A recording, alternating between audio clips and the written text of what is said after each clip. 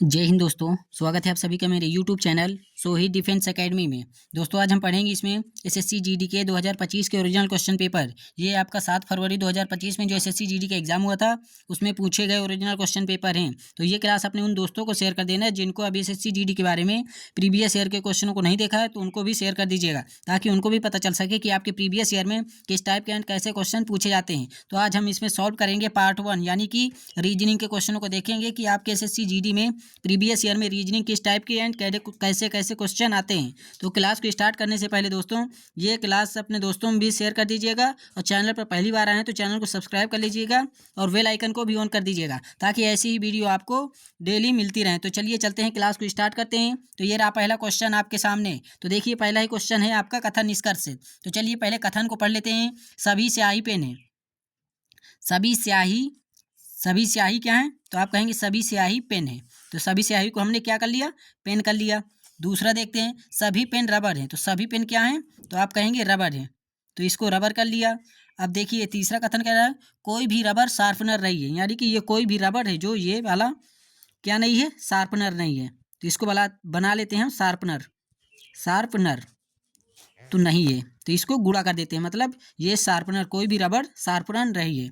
हम निष्कर्ष में आते हैं, कोई भी स्याही शार्पनर नहीं है।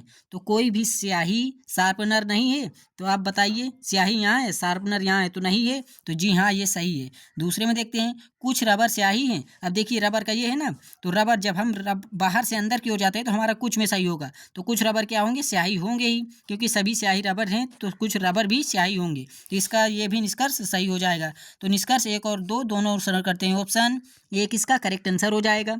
अगले क्वेश्चन पे चलते हैं। ये रहा क्वेश्चन नंबर 2। तो आपको बताना है यहाँ पे कि क्वेश्चन मार्क की जगह कौन सी संख्या आएगी। तो चलिए इसको लिख लेते हैं। 2, 3, 6, 11। 11 के बाद कितना है? 18। 18 के बाद क्या है? Question mark. तो यहाँ पे बताना है कौन सी संख्या आएगी। तो चलिए इसमें जोड़ते हैं। इसमें कितना जोड़ा? 1 जोड़ा। आगे कितना जोड़ा? 3 जोड़ा। फिर आगे कितना जोड़ा? 5 जोड़ा। फिर आगे 7 जोड़ा। फिर आगे क्या जोड़ेंगे? तो देखिए सभी ये विषम संख्याएं हैं। तो अब 7 के बाद विषम संख्या अगली क्या होगी? तो 9 होगी। तो चलिए जोड़ लेते हैं। तो ये हो जाएगा हमारा 27। तो इसका राइट आंसर हो जाएगा 27। ऑप्शन 2 इसका राइट आंसर हो जाएगा। अगले क्वेश्चन पे चलते हैं। ये रहा क्वेश्चन नंबर 3। तो चलिए इसको भी हम सॉल्व कर लेते हैं। पी आर का भाई है। अब देखिए ये पी है जो किसका भाई है? आर का भाई है। कौन है भाई? पी। आगे देख लेते हैं। आर क्यू का पिता है।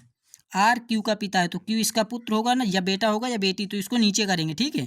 तो आर ओ का क्या है? आर क्यू का क्या है? पिता है। तो पिता है तो इसमें प्लस का निशान लगा लेते हैं। एस क्यू की पत्नी है। अब देखिए एस है जो क्यू की पत्नी है, तो क्यू की पत्नी कौन है? एस। तो ये हो गई पत्नी, तो इसको माइनस कर लिया। क्या है ये? पत्नी। अब ये पत्नी है तो ये क्या हो जाएगा? उसका पति हो जाएगा। टी एस की पुत्री है। एस की पुत्री कौन है? टी। पुत्री है ना, तो इसमें माइनस का चिन्ह लगा लेते हैं। तो हमसे पूछा है पी का टी से क्या संबंध है। तो पी का पूछा है टी से क्या संबंध है, तो ये हो जाएगा पिता के पिता का भाई। तो देख ली, मान लीजिए ये आप हो गए, ठीक है, ये आपके पिताजी हो गए, ये आपके पिताजी के पिताजी, और पिताजी के ये भाई हो गए। तो पिता के पिता का भाई हो जाएगा। ऑप्शन ए किसका राइट आंसर हो जाएगा। पी का टी से क्या संबंध होगा? पी का टी से संबंध हो जाएगा पिता के पिता का भाई। ऑप्शन ए किसका राइट आंसर हो जाएगा। अगले क्वेश्चन पे चलते हैं। तो देखिए ये आ गया आपका कथन निष्कर्ष से। तो हमसे पूछा क्या है? इसमें वाई के विपरीत पूछा है। तो वाई के विपरीत इसमें पूछा है ना दोस्तों। तो सबसे पहले हम इसमें कौन कौन से अल्फ़ाबेट्स कॉमन है वो देखेंगे। तो देख लीजिए, एस एक इसमें कॉमन है, एस इसमें कॉमन है। तो दोनों पासों में कॉमन क्या है? एस कॉमन है। तो यही हमारा वाई के विपरीत हो जाएगा। ऑप्शन 4 इसका राइट आंसर हो जाएगा। अगले क्वेश्चन पे चलते हैं। तो ये रहा अगला क्वेश्चन आपके सामने। तो आपको इसमें बताना है कि वह कौन सा अक्षर समूह है जो उस समूह से संबंधित नहीं है। यानी इन 4 ऑप्शन में से 3 में किसी प्रकार से समान लॉजिक लगा है और एक में असमान लॉजिक लगा है। तो उसी को आपको बताना है कि कौन सा इन 4 ऑप्शन में से भिन्न है। तो चलिए देख लेते हैं। अब देखिए टी में हमने कितना? 1 जोड़ा तो यू हुआ, ओ में 1 जोड़ा तो पी हुआ, के में 1 जोड़ा तो एल हुआ, लेकिन ओ में हम कितना? 3 जोड़ेंगे तब हमारा आर होगा। तो यही हमारा इन सभी से अलग हो जाएगा। तो ऑप्शन ए किसका राइट आंसर हो जाएगा। अगले क्वेश्चन पे चलते हैं। अंग्रेजी वर्णानुक्रम के आधार पर फ्राम एक निश्चित प्रकार से सी पी एल के से संबंधित है। टी जे सी ई ठीक उसी प्रकार क्यू एच जेड सी से संबंधित है। उसी तर्क का अनुसरण करते हुए KD TY दिए गए विकल्पों में से किससे संबंधित है? तो चलिए पहले इसको लिख लेते हैं। FROM इसका संबंध किससे है? तो आप कहेंगे CPL के से है। तो चलिए इसमें देख लेते हैं। अब देखिए एल हमारा M13 में आता है, तो इसमें हम कितना घटाएं? तो आप कहेंगे इसमें हमने 2 घटा दिए। अब देखिए हमसे वाई का पूछा है, इसका पूछा है ना KDTY का, तो चलिए इसको भी लिख लेते हैं KDTY। तो देखिए सबसे पहले हमने लास्ट वाले में लॉजिक लगाया। क्यों लगाया है? क्योंकि सभी हमारे लास्ट, देखिए पहले से सभी एच से स्टार्ट हो रहे हैं तो इसमें हमारा समय लग सकता है, लेकिन लास्ट में सभी में अलग अलग अल्फ़ाबेट से, तो इसलिए हमने लास्ट से इसको सॉल्व करना स्टार्ट किया है। तो देखिए वाई में हम कितना 3 घटाएंगे तो कितना आ जाएगा? W आ जाएगा। वाई में 3 घटाएंगे तो W आ जाएगा। तो W से केवल एक ही ऑप्शन स्टार्ट है, ऑप्शन 4। तो यही हमारा राइट आंसर हो जाएगा। इसको टिक करेंगे और आगे बढ़ जाएंगे, क्योंकि आपके SSC GD में 1 घंटे का समय मिलता है और आपको 80 क्वेश्चन सॉल्व करने होते हैं, जो कि एक बहुत मुश्किल काम होता है। तो इसीलिए आपको शॉर्ट ट्रिक को अपनाना होगा और आपको अपने प्रश्न का उत्तर जल्द से जल्द खोजने की कोशिश करना होगा। तो देखिए अब आपको इसमें उस व्यंग आरेख का चयन कीजिए जो निम्नलिखित वर्गों के बीच के संबंध को सर्वोत्तम रूप से दर्शाता है। फल, प्रकाश, कमीज। तो देखिए फल ये अलग प्रकार का है, फल खाने की योग्यता है। प्रकाश ये अलग हो जाएगा। और आप कहेंगे कमीज, तो कमीज भी अलग हो जाएगी। तो तीनों का अलग अलग लॉजिक बनेगा। तो अलग अलग लॉजिक किस ऑप्शन में है? ऑप्शन 2 में है। तो यही इसका राइट आंसर हो जाएगा। ये रहा क्वेश्चन नंबर 8। तो चलिए इसको भी हम सॉल्व कर लेते हैं। 6 मित्र RST X Y और Z एक सीधी पंक्ति में उत्तर की ओर अभिमुख होकर बैठे हैं। अब उत्तर की ओर मुँह देख रहे हैं ना, उत्तर की तरफ जब कोई व्यक्ति देखे तो उसका दायां इस तरफ का होता है और बायां इस तरफ का होता है। ठीक है, तो ये आपका याद होना चाहिए और आपको मालूम भी होना चाहिए, परंतु जरूरी नहीं कि वे इसी क्रम में बैठे हों। वाई के बाईं ओर केवल 2 व्यक्ति बैठे हैं, तो वाई हमने यहाँ पे बैठा लिया। इसके बाईं ओर कितने व्यक्ति बैठे हैं? तो 2 व्यक्ति ये बैठा दिए। वाई और जेड के बीच केवल 2 व्यक्ति बैठे हैं, तो 1 और 1 2, और यहाँ पे कौन बैठ जाएगा? जेड। तो वाई और जेड के बीच कितने व्यक्ति बैठे हैं? 2 व्यक्ति बैठे हैं। आगे देख लेते हैं, जेड और एक्स के बीच केवल 1 व्यक्ति बैठा है। तो जेड और एक्स के बीच, तो यहाँ पे हम क्या बैठा लेंगे? एक्स। तो जेड और एक्स के बीच केवल कौन बैठा है? 1 व्यक्ति बैठा है, तो यहाँ पे 1 व्यक्ति बैठा है। आर एस के ठीक बाईं ओर बैठा है। आर है जो एस के ठीक बाईं ओर बैठा है, तो एस हमारा यहाँ हो जाएगा, आर हमारा यहाँ हो जाएगा। तो देखिए अब हमारा एक व्यक्ति कौन बचा है? तो एक व्यक्ति हमारा केवल बचता है, टी बचता है। तो टी हमारा कहाँ पे बैठ जाएगा? यहाँ पे बैठ जाएगा। तो टी को यहाँ बैठा लेते हैं। अब देखिए सवाल में पूछा गया है हमसे वाई और एस के बीच कितने व्यक्ति बैठे हैं। तो देखिए वाई हमारा ये है और एस हमारा ये है, तो इनके बीच कितने व्यक्ति बैठे हैं? 1 भी नहीं बैठे हैं ना। तो इसका राइट आंसर हो जाएगा ऑप्शन 3, इसका करेक्ट आंसर हो जाएगा। उम्मीद करता हूं दोस्तों कि ये क्वेश्चन आपको समझ में आ गए होंगे। ये रहा क्वेश्चन नंबर आपके सामने 9। अब देखिए आपको बताना है यहाँ पे क्वेश्चन मार्क की जगह कौन से अल्फाबेट्स आएंगे। तो चलिए इसमें लॉजिक लगा लेते हैं। एल में एक जोड़ा एम हुआ, एम में एक जोड़ा एन हुआ, एन में एक जोड़ा ओ में एक जोड़ेंगे क्या होगा? पी होगा। आगे देख लेते हैं, यहाँ पे M13 में आता है, 13 में 2 घटाए के हुआ, के में 2 घटाए आई हुआ, आई में 2 घटाए जी हुआ, जी में 2 घटाएंगे तो ई आ जाएगा। तो पी से हमारा ऑप्शन स्टार्ट होगा। पी से केवल एक ही ऑप्शन स्टार्ट है, ऑप्शन 2 वाला, तो यही इसका राइट आंसर हो जाएगा। आप चाहें तो लास्ट वाले अल्फ़ाबेट्स में भी लॉजिक लगा सकते हैं, तो आप लगा लीजिएगा अगर आप चाहते हैं तो। ये रहा क्वेश्चन नंबर 10। अंग्रेजी वर्णमाला क्रम के आधार पर GRSN एक निश्चित तरीके से JUVQ से संबंधित है। KDEA उसी तरीके से NGHD से संबंधित है। उसी तर्क का अनुसरण करते हुए BSTG निम्नलिखित में से किससे संबंधित है। तो चलिए पहले इनको नीचे लिख लेते हैं। GRSN इनका संबंध किससे है? तो आप कहेंगे इनका संबंध है JUVQ से। तो चलिए देखिए, जी हमारा साथ में आता है, तो इसमें हमने कितना जोड़ा? तो आप कहेंगे इसमें 3 जोड़ा। इसमें कितना जोड़ा? इसमें हमने कितना जोड़ा? 2 जोड़ा। इसमें कितना जोड़ा हमने? फिर 3 जोड़ा। फिर इसमें कितना जोड़ा? 2 जोड़ा। तो पहले 3 जोड़ा, फिर 2 जोड़ा, फिर 3 जोड़ा, फिर 2 जोड़ा। तो चलिए इसमें भी जोड़ लेते हैं। तो बी में हम 3 जोड़ेंगे तो कितना हो जाएगा? 5। 5 में क्या आता है? ई आता है। एस हमारा 19 में आता है, 19 में 2 जोड़ेंगे तो 21। 21 में क्या आता है? वी आता है। टी हमारा 20 में आता है, 20 में हम कितना जोड़ेंगे? तो 3 जोड़ेंगे तो ये हो जाएगा डब्लू, और फिर जी में हम 2 जोड़ेंगे तो कितना हो जाएगा? जे हो जाएगा। तो EVWJ किस ऑप्शन में है? ऑप्शन 4 में है, तो यही इसका करेक्ट आंसर हो जाएगा। अगले क्वेश्चन पे चलते हैं। ये रहा क्वेश्चन नंबर 11। यदि भाग और गुणा को परस्पर बदल दिया जाए तथा प्लस और माइनस को परस्पर बदल दिया जाए तो निम्नलिखित समीकरण में प्रश्नवाचक चिन्ह के स्थान पर क्या आएगा। तो चलिए इस समीकरण को संतुलित कर लेते हैं। 40 माइनस की जगह क्या करना है? प्लस का चिन्ह लगाना है। भाग की जगह क्या करना है? गुणा का चिन्ह लगाना है। अब प्लस की जगह माइनस का चिन्ह लगाना है और गुणा की जगह भाग का चिन्ह लगाना है। भाग कितना है 8, बराबर बताना है क्वेश्चन मार्क जगह क्या आएगी। तो चलिए इसको सॉल्व कर लेते हैं। 40 प्लस 8 का गुणा 1 से करेंगे 8 ही हो जाएगा, माइनस 8 से इसमें भाग देंगे तो 9 बार में कट जाएगा। तो देखिए 40 में 8 जोड़ लेंगे तो 48 हो जाएगा, 48 में हम 9 घटा लेंगे तो कितना बचेगा 39 बचेगा। 39 किस ऑप्शन में है, ऑप्शन 4 में है, तो यही इसका करेक्ट आंसर हो जाएगा। अगले क्वेश्चन पे चलते हैं। तो ये रहा क्वेश्चन नंबर 12 आपके सामने। तो आपको बताना है यहाँ पे कि क्वेश्चन मार्क की जगह कौन सी संख्या आएगी। तो चलिए पहले इसको हम नीचे लिख लेते हैं। 451, 450, 447, 442 क्वेश्चन मार्क, फिर क्या है 426 है। तो चलिए इसमें हम लॉजिक लगा के देख लेते हैं, ठीक है। तो चलिए इसमें हम लॉजिक लगाते हैं।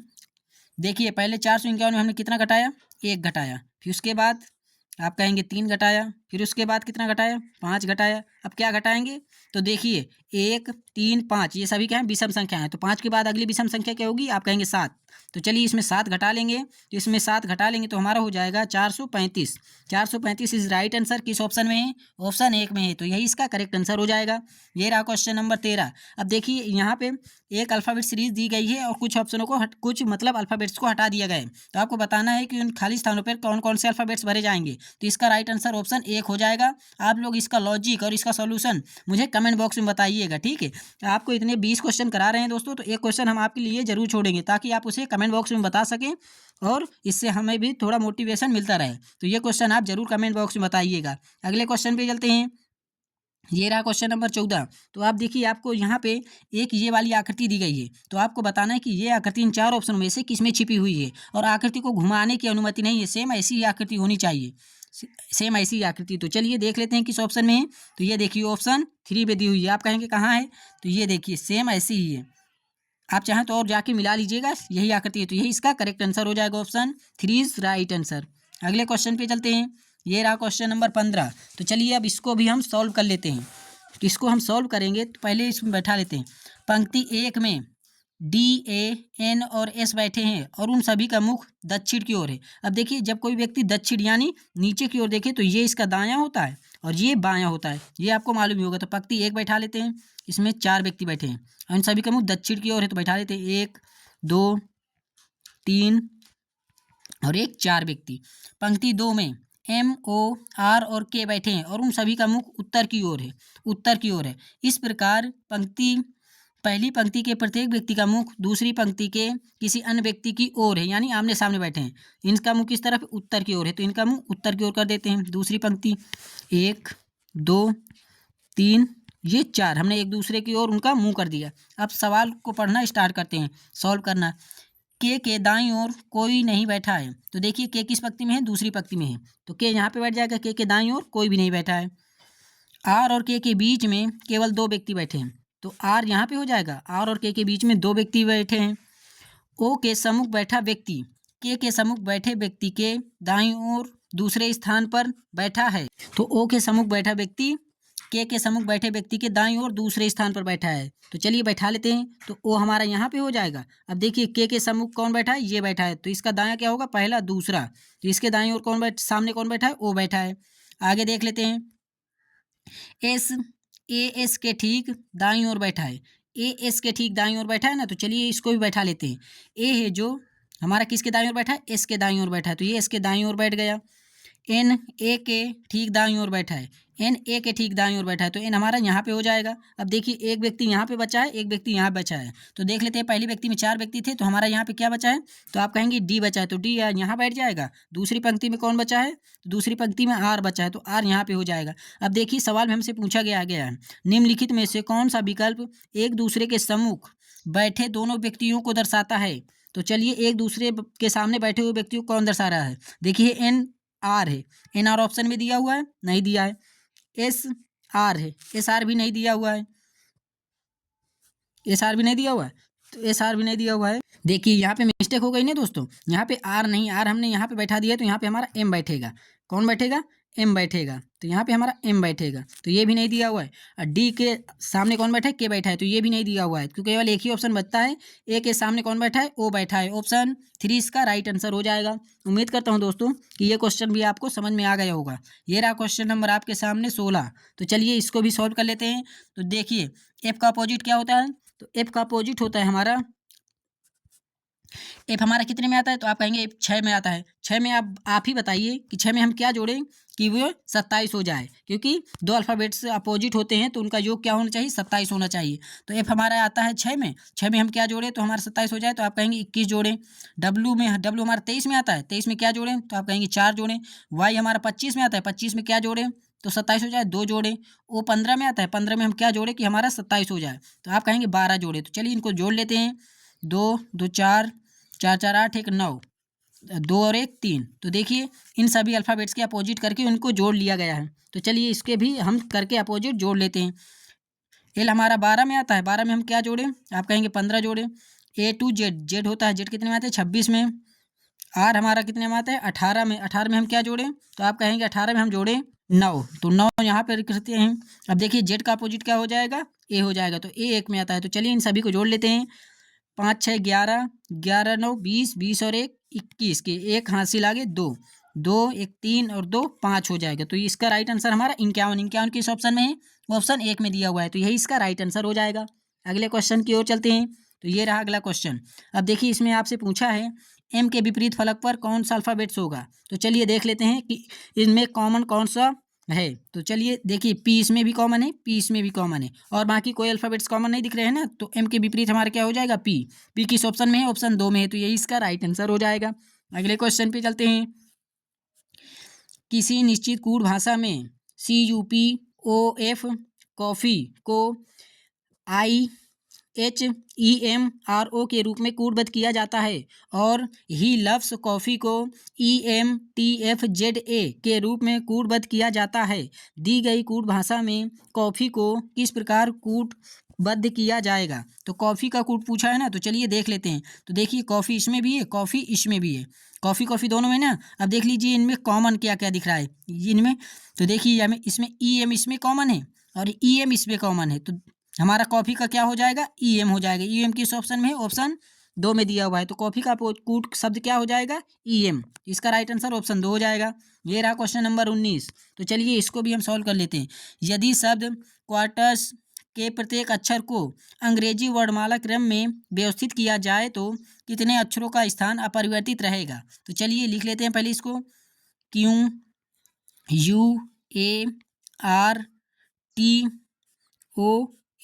अब इनको अंग्रेजी वर्णमाला क्रम में व्यवस्थित करना है, तो सबसे पहले हमारा क्या आएगा, आप कहेंगे ए आता है। अब इन अल्फ़ाबेट्स में कौन आएगा, इसके बाद आ जाएगा ओ के बाद क्या आ जाएगा, क्यू आ जाएगा, क्यू के बाद आर, उसके बाद एस, फिर टी, फिर लास्ट में क्या आ जाएगा, यू आ जाएगा। तो देखिए कितने अल्फ़ाबेट्स हैं जिनका स्थान अपरिवर्तित है। तो देखिए आर हमारा पहले भी 4 नंबर में आता था और बाद में भी 4 ही नंबर में आया, तो इसका स्थान अपरिवर्तित, तो केवल एक ही ऑप्शन है।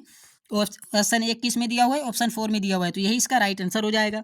अगले क्वेश्चन पे चलते हैं। ये रहा क्वेश्चन नंबर आपके सामने 20। तो चलिए अब इसको भी सॉल्व कर लेते हैं। आपको बताना है यहाँ क्वेश्चन मार्क की जगह कौन से आएंगे। अब देखिए टी पहले यहाँ पे ऊपर है, अब ये उल्टा हो गया, फिर ऊपर हुआ, फिर उल्टा हुआ, अब इस क्या होगा, ऊपर हो जाएगा। ठीक है, इतना लॉजिक आप समझ गए। अब देखिए वी का मुँह किस तरफ है, पहले नीचे था फिर उल्टा हुआ। पहले मतलब मान लीजिए ये आपका डंडा है तो डंडा यहाँ पे खींचेगा ही। अब देखिए वी हमारा पहले मुँह नीचे था, फिर ऊपर हुआ, फिर नीचे हुआ, फिर अब क्या होगा, ऊपर होगा, तो यहाँ पे डंडा खींच के वी का मुंह ऊपर होगा। तो देखिए किस ऑप्शन में है, ऑप्शन 1 ही में दिया हुआ है, तो यही इसका राइट आंसर हो जाएगा।